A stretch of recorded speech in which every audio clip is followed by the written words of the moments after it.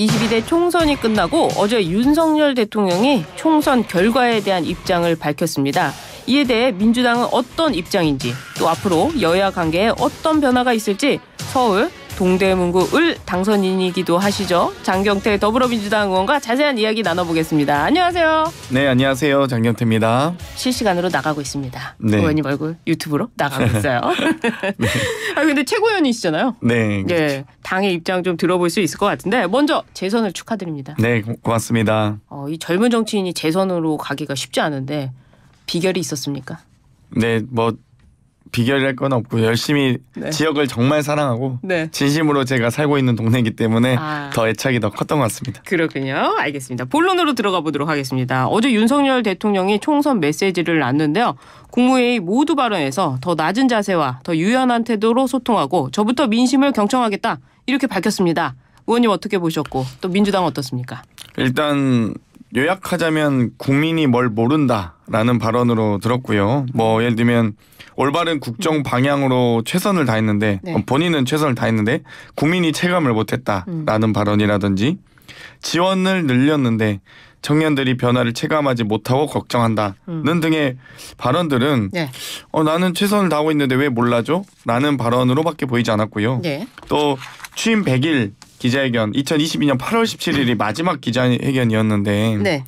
이렇게 국무회의를 통한 발표를 과연 국민과의 소통인지 국무회의는 이 장관급 이상의 국무위원들이 모이는 회의일 뿐인데 네. 국민과의 소통과는 좀 괴리가 돼 있는 게 아닌가라는 의구심이 들었고요. 그래서 뭐 메시지는 뭐 이렇게 좀 한심하게 나왔지만 부디 이번 총선의 여러 민심은 예. 결국 윤석열 정권 심판에 대한 또 국정기조를 전환해야 된다라는 강력한 국민의 요구였기 때문에 이 부분에 대해서 부디 정말 이 말보다는 훨씬 더 나은 행동으로 네. 실천해 주시길 부디 바라고 있습니다. 아 그렇군요. 사실은 대국민 담화나 기자회견을 하는 방식도 검토했다고 하는데요. 그 이 기자회견을 하다 보면은 또 기자들과 뭐 약속해서 질문하고 이런 부분도 있지 않습니까? 이런 게 나을지 아니면 이런 국무회의 소통 발언이 나왔던 것인지 의원님은 어떻게 평가하세요? 일단 윤석열 대통령은 용산으로 대통령실 이전했던 사상 초유의 대통령 아니겠습니까? 최초? 뭐 네. 구청도 옮기는데 5년은 걸릴 텐데요. 대통령실을 한 달 만에 옮기셨는데 네. 최소한 국민과 기자분들과 더 함께 좀 더 가까워지겠다라고 주장하면서 용산으로 옮기셨고 또 도어 스태핑 하지 않았습니까? 네. 근데 도어 스태핑도 6개월 만에 끝내셨는데 이렇게 이 총선 참패라는 성적표를 처참한 성적표를 받으셨으면 네. 좀 더 국민과 기자들 앞으로 가셔야죠. 본인이 임명한 장관들 앞에서 국무회의만 한다? 이건 어떻게 국민들께서 받아들이실지는 아마 더 판단 잘하실 거라 보고요. 예. 부디 이제 국민과 기자들 앞으로 대통령께서도 보다 가깝게 나오셨으면 좋겠습니다. 그래요. 청와대를 나온 것만큼 기자들한테 더 다가가라. 국민께 그렇죠. 더 다가가라. 예. 윤 대통령이 비공개 국무회의 마무리 발언에서 죄송하다 이렇게 발언한 것도 도마에 올랐는데요. 공개 발언에서는 사과가 없긴 했지만 어쨌든 죄송하다 이렇게 대통령의 발언이 전해졌습니다. 이거 어떻게 또 들으셨어요? 벌써 웃음 지으시는데요. 그러니까 뭐 사과를 참 안 하시는 것 같아요. 그러니까 이번 정권의 가장 국민들께서 걱정하시고 우려하는 점들은 무능력한 것도 문제지만 무책임한 게 더 문제라는 거거든요. 예를 들면 뭐 이태원 참사 났는데 아무도 책임 안 지고 오성 참사 났는데 아무도 책임 안 지고 최상병 순직이 있었는데 아무도 책임 안 지고 이런 과정에서 심지어 대통령마저도 이 선거 과정에서 개사과 논란이 있었는데 결국 공개 발언에서는 국민께 사과하지 않고 비공개 발언에서 사과했다는 건 뭐 본인이 임명한 국무위원들한테 미안하다는 건가요? 그러니까 이런 부분들이 참 정말 국민의 눈높이에 아직 못 맞추고 있구나. 또 이 국민들께서 네. 더 걱정하시고 또 분노하실 만한 일이 아닌가 하는 생각이 듭니다. 그렇군요. 총선 후 가장 큰 관심사가 윤석열 대통령의 국정쇄신 어떻게 할 것인가 그동안 다른 모습을 보일 것인가 하는 부분이었는데요. 윤 대통령이 총리나 비서실장의 야권 인사들을 선택할 수도 있다. YTN 단독 보도도 나왔습니다. 이 총리에 박영선 전 장관 또 비서실장에는 양정철 전 민주연구원장 그리고 정무특임장관 이 신설에는 김종민 새로운 미래 공동대표를 검토한다고 하는데요. 다 아시는 분 아닙니까? 어떻습니까? 뭐 일단은 검토이기 때문에 네. 제안하고 수락한 기사는 아니어서 검토는 뭐 리스트에 있다 뭐 이 정도로 저는 평가하고 싶고요. 예. 아마도 이 무서운 민심을 확인한 이 뭐 여러 인사들께서 과연 이런 제안을 수락할까라는 생각이 들거든요. 아 그래요? 예. 그래서 별로 이렇게 가능성이 매우 낮지 않을까. 뭐 보니 그 좋은 제안도 아니라고 보고요. 아, 그래서 좋은 제안 아니에요? 그렇죠. 왜요? 국무총리는 민주당에서도 동의를 해줘야지 사실은 통과되는 거 아니겠습니까? 그렇다면 박영선 전 장관이 총리 후보로 나왔다. 민주당이 뭐 거부할 이유가 있나요?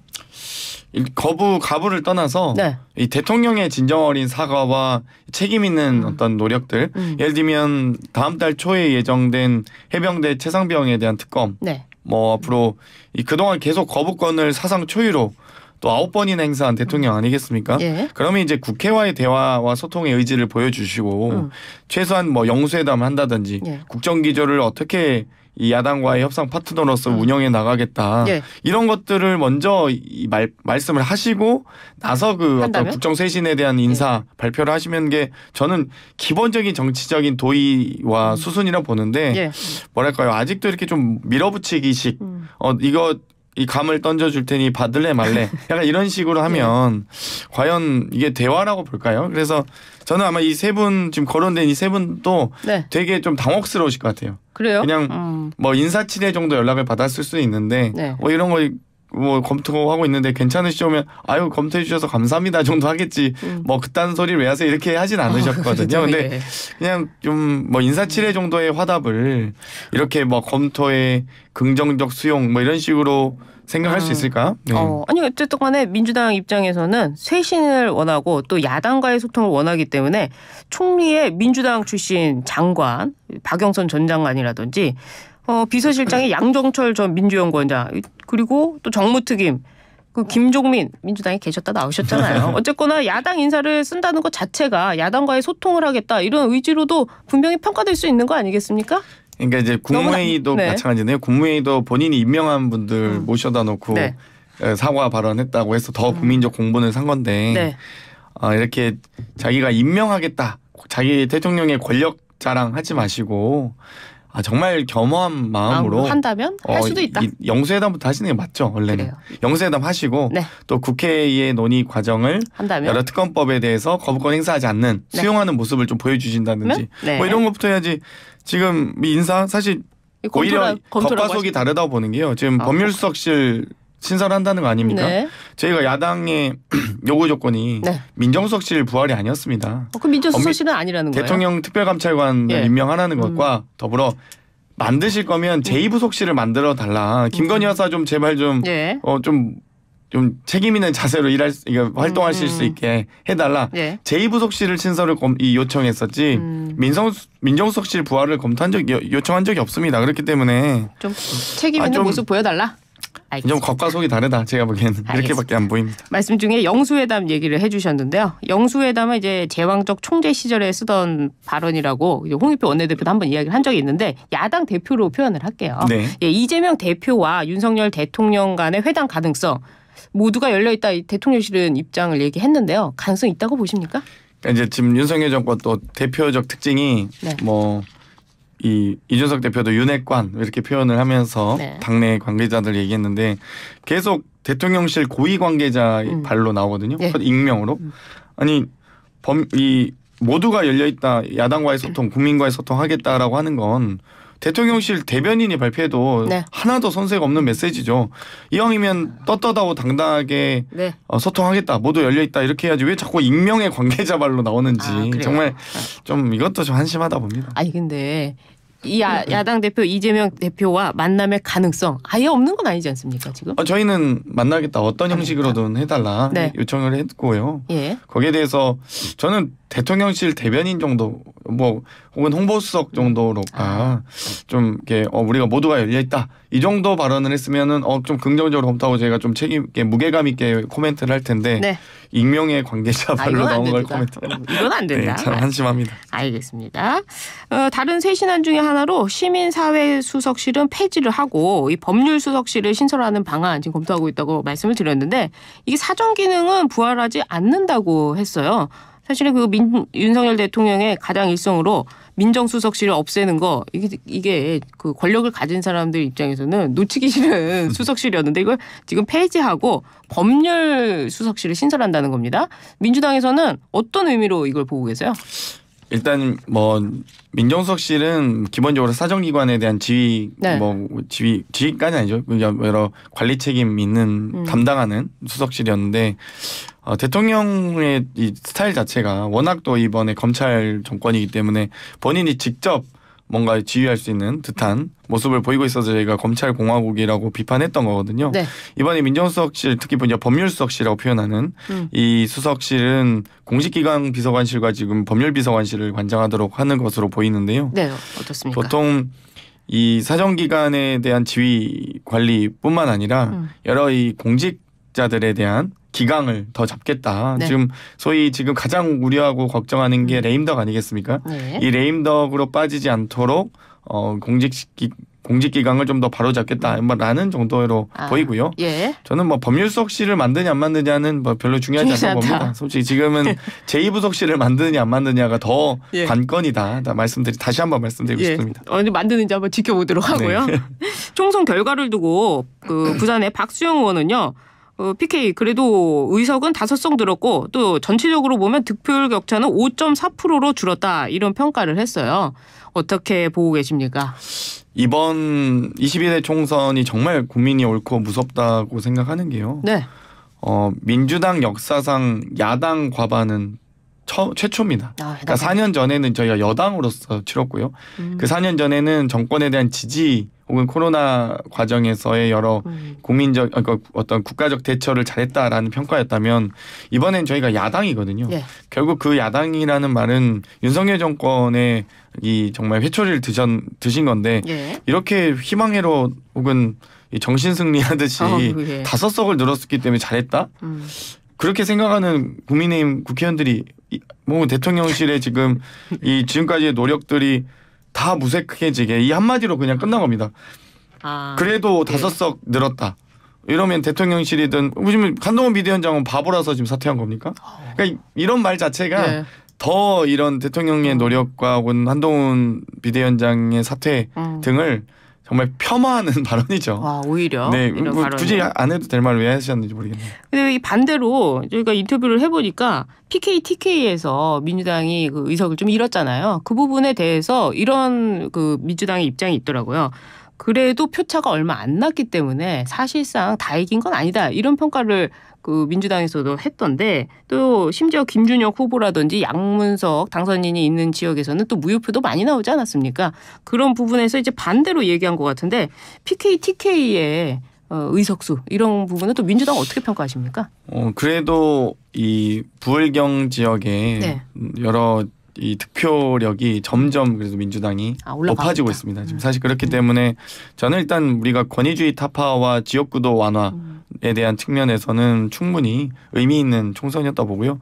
좀 아쉬운 부분이 이제 전체적인 결정적 의석이 줄었다는 점, 그 네. 부분이 좀 아쉽게 평가받긴 하지만 그래도 부울경의 민심이 네. 점점 우호적으로 바뀌고 있다는 점에 희망을 찾고 있습니다. 그렇군요. 알겠습니다. 이번에 민주당의 의석수 굉장히 많은 표를 받았는데요. 민주당에서 제일 먼저 나온 것이 최상병 특검법입니다. 통과를 시키겠다는 건데 윤석열 대통령의 거부권 행사 예상하고 있을 것 같은데요. 전체적인 입장 좀 말씀해 주세요. 그래서 지금 모두가 열려 있다. 무슨 총리 장관을 누구 하겠다.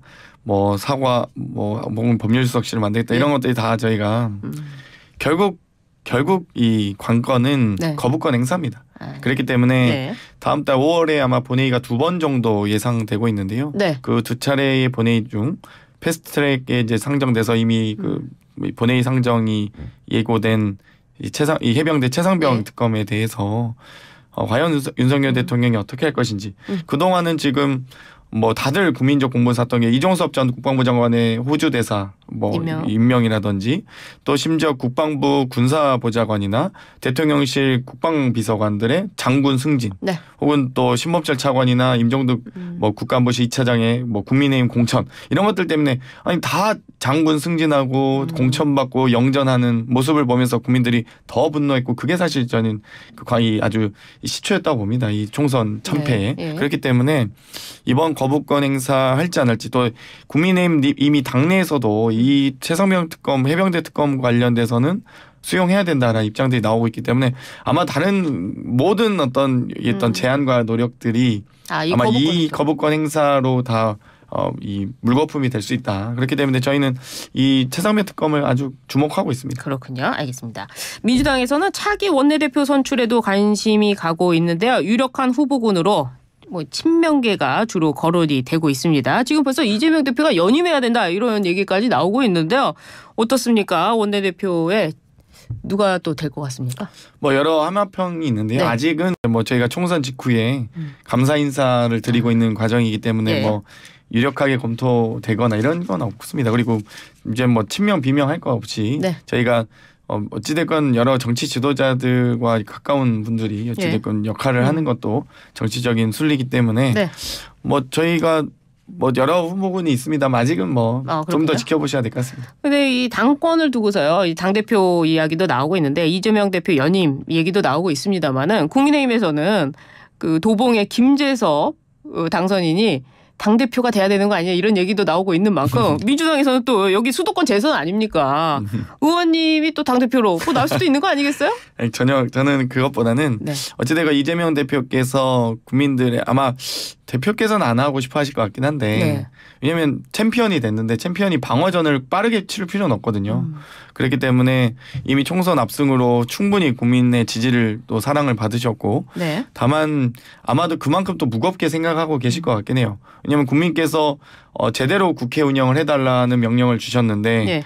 또 대표께서 또 다른 또 당대표가 바뀌어서 어떤 또 다른 국민적인 지지와 어떤 명령을 충실히 이행할지에 대한 의구심이 있을 수 있기 때문에 저는 아마 이재명 대표께서는 아마 대표 연임을 별로 안 하고 싶어 하시겠지만 예. 또 국민들의 요구가 있을 수는 있다. 이렇게 좀 보고요. 국민의 요구에 따라야 되는 거 아닙니까?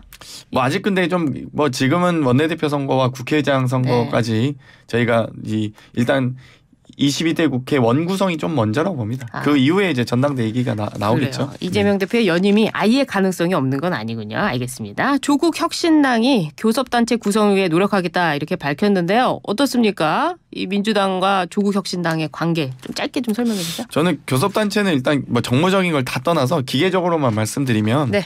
18개 상임위의 이 교섭단체는 이 의사 일정을 진행하는 간사를 임명할 수 있는 권한이거든요. 말 그대로 교섭단체죠. 그렇기 때문에 뭐 상임위 숫자보다 많아야 되지 않나 이런 생각 갖고 있습니다. 그래서 네. 뭐 누구를 도와주고 말고를 떠나서 그냥 기계적으로, 기계적으로. 예, 상임위 숫자에 맞춰서 이 의석수는 있어야 된다 봅니다. 알아서 해라 이런 말로 들리는데 알겠습니다. 오늘 말씀 여기까지 듣겠습니다. 감사합니다. 고맙습니다.